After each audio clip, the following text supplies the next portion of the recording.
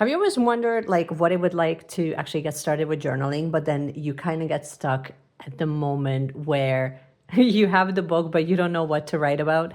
Well, fear not, friends, because in today's video, we're going to look at 3 different types of journaling practices, and I will give you some prompts for each so that if you have the journal, you can actually start using them for your needs. And if you don't have a journal, but you have been curious about a journaling practice and you felt intrigued and you wanted to kind of find out more about it, then you have come to the right place. So without further ado, let's just dive right in. And of course, if you haven't met me, hello, how are you? My name is Meshi, and I am the person behind Align Plans. We talk about planning, journaling, minimalist planning, and living with intention. But the idea here is that we kind of use the things that we have instead of just hoarding them. So, if you are new here, make sure you subscribe so that you get more videos just like this. All right, let's get started with the first one. So the 3 different types of journaling practices that we're going to be looking at is the day-to-day journaling or day-to-day memory keeping. We're going to be looking at some creative outlets as well as for therapy. So let's get started first with the day-to-day journaling practices. And now here's the thing. This could be like a diary. However, it doesn't have to be. So the journal that I'm using currently as my day-to-day like memory keeper is the Hobonichi Techo. It's an A6 size little planner, and it's really designed so that, when you are journaling, it's very short, very concise. So as far as like time management is concerned, it's not going to take you a really long time to fill it out. Sometimes I still don't fill it out, or I just kind of skip days, and that is totally fine. However, if you're finding that you are kind of getting stuck and you don't know what to write about, one of the tools that has actually helped me when I'm feeling stuck, I wanted to show you guys this because I think you would find this helpful. You can get something like these journaling prompts. So this one is called Know Yourself Cards for Self-Exploration. So these are here to kind of ignite the thing, allow you to kind of go a little bit deeper if you want to, or just give you a little bit of inspiration for, what you can write about. So I thought I would just show you guys a couple of them. I feel like this can be great for day-to-day journaling if you just wanted something almost like a brain teaser that just make you think differently. So it does have, okay, so this would be like a really good one. It says, without thinking at all, say the first thing that comes into your mind when you hear the following words: house, skirt, carrot, wool, lock, film, and shoot. Now, you don't have to use all the words. You can kind of make your own prompt, but you could maybe just write the word house and then write a little blurb about it of what was the first thing that you thought of when you heard the word house, and kind of explore that, but then also maybe write an insight of what that actually brought up for you. So having something like that is great. Honestly, like the way that I like to kind of just fill this out, I keep it very, very simple. I like to add like a little bit of decoration because otherwise I just kind of feel like the whole thing is very, very boring, and we don't do boring around here, friends. We just simply don't. Okay. So I like to kind of add a few decor pieces somewhere on the page. Something small, it doesn't have to be big. I love how I'm giving you a tutorial on this. But I like to kind of just write about what came up first, or what was something that has already happened and how it made me feel. So to me, like an easy prompt would be, what is happening in your life that you wish people would ask you about? I would sort of write like, what is something that you want to share?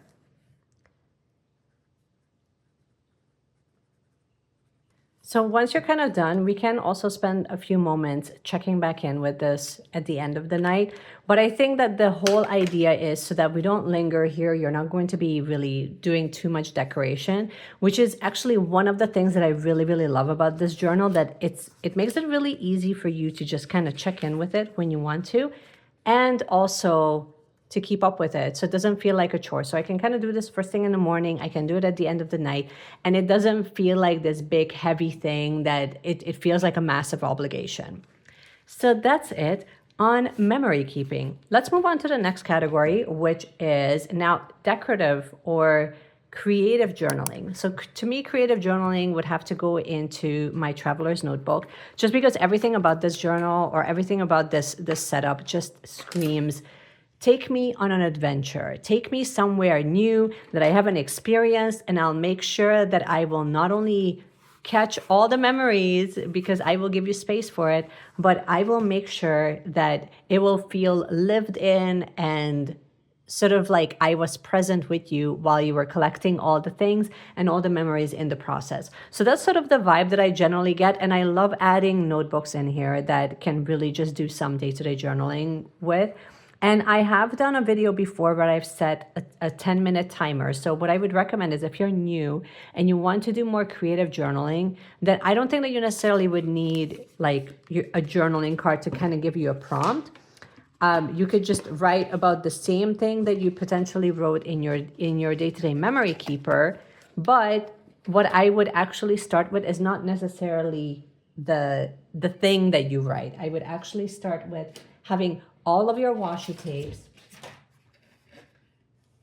and like I would kind of get like all the things that you really want to have around you, all of your journaling supplies, all the ephemera, all the things that you really wanted to add in there, because to me, almost like that's sort of like the focal point, and then you kind of write around it. You know what I mean? So I really love doing that type of journaling where I kind of make the focal point the visual first and then the writing. I'll show you an example. So this would be like a perfect example of that, where I kind of started with the visuals and then I kind of start writing around it. So then that way I want to get, so this is one of those things where it's more of just let my creativity flow without boundaries.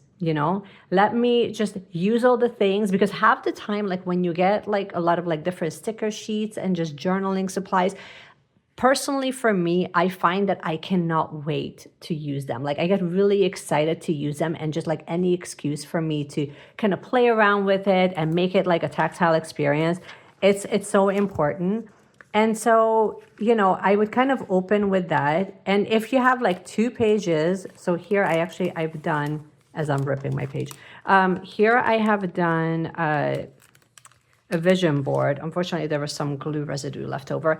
And here, like, it wasn't really about what I'm writing. It was really about like just putting all the things that I had that I really wanted to visualize. I wanted to put that all on paper so that it can kind of start sinking in, right? But I mean, like if I'm writing like a new entry here, then I would kind of use this template. This would be a really good one.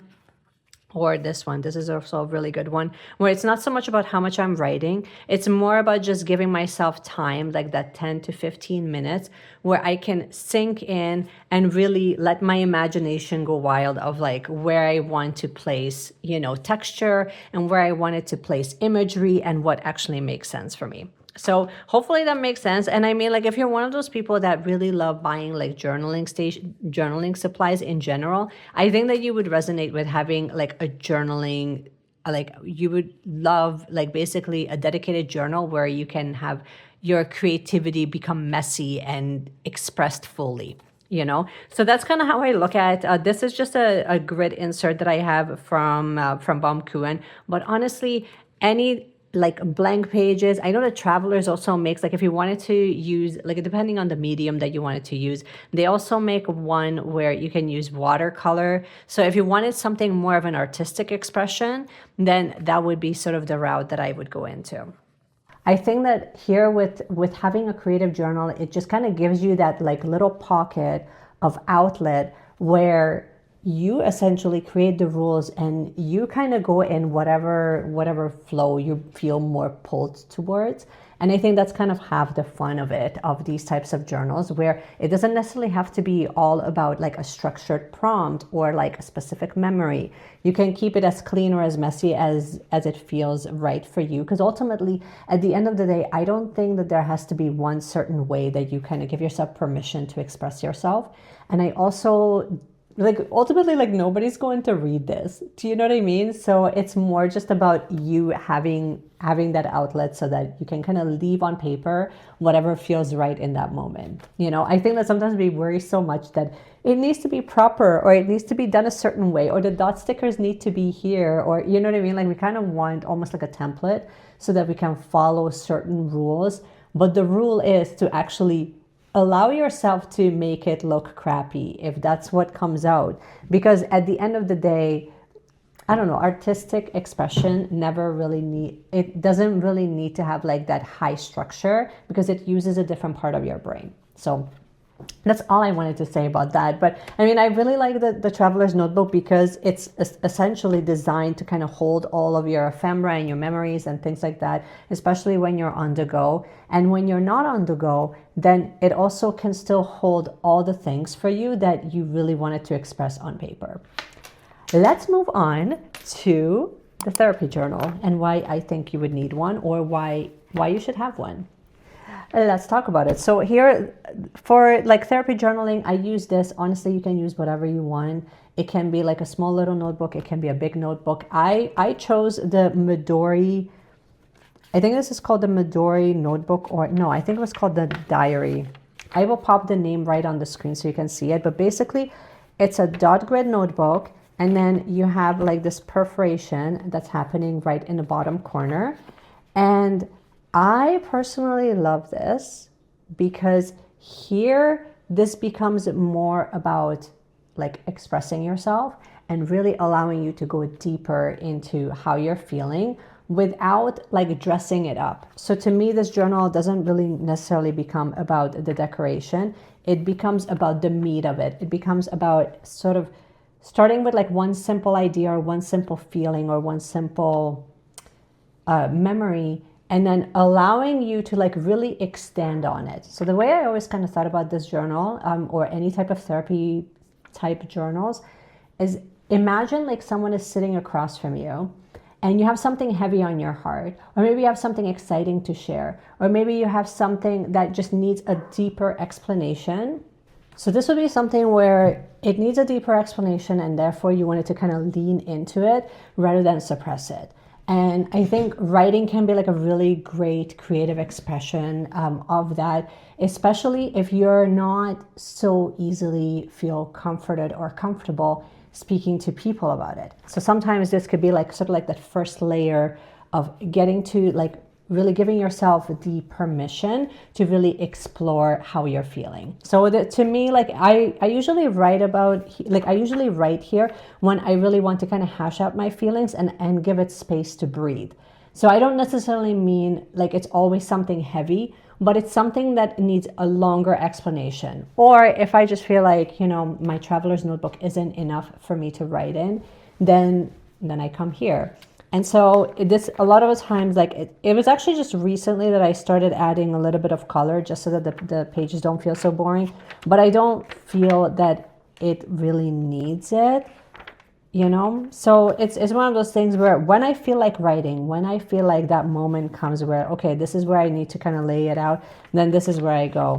And I tried like different layouts with it so that it adds a bit of structure. But honestly, a lot of times this actually works the best for me, where I just add maybe a dot sticker, I add the date, and I know kind of what I'm about to leave on paper.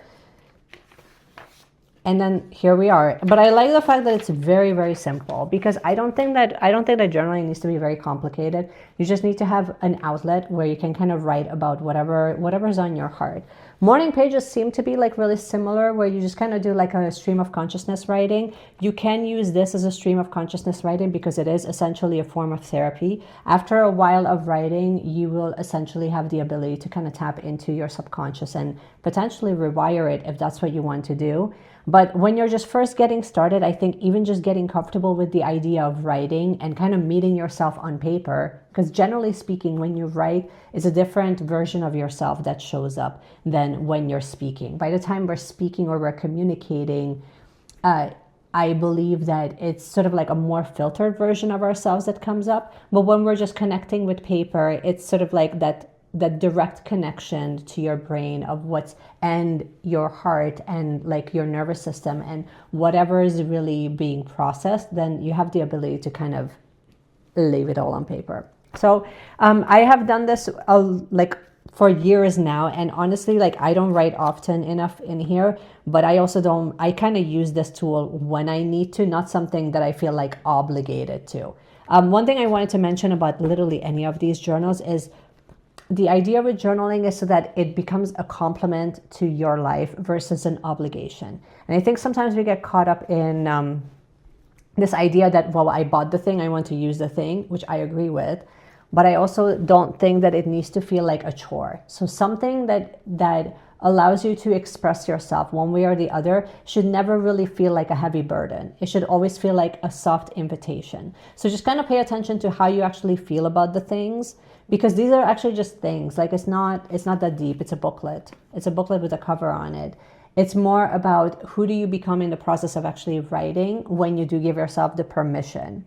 Do you know what I mean? So sometimes like the biggest gift is not necessarily you buying the traveler's notebook, but it's about you setting the timer each day and then actually giving yourself permission to write whatever's on your heart for those 10 minutes unapologetically. So the magic is actually in the practice itself, not necessarily in the book, even though you might see a lot of videos talking about the product. Like you might see a lot of videos when they're talking about the special pens and the different journals and then how to use them. But actually, like what matters so much more, in my opinion, within journaling practices is the permission, like that decision, that micro moment of the decision when you lean in and say, okay, no, this time is for me so that I can carve this out and I can kind of meet myself in a different way. That's basically all I wanted to share with you without overcomplicating it. I would love to know. So here's your question of the day. And now that I've shown you all 3 different journals and how they work, I would love to know in the comment section, which one do you currently have? Not which product, but which type of journal do you currently have in your rotation, if any? And which one is something that you would be willing to try? Comment below, let me know. I would love to hear from you. And of course, if you have enjoyed this video, then make sure you subscribe to the channel if you haven't had a chance to just yet. I would love to have you in the community. And in the meanwhile, you already know what to do. You can just keep planning, keep journaling, keep doing all the things. And I cannot wait to see you guys in my next video. Bye.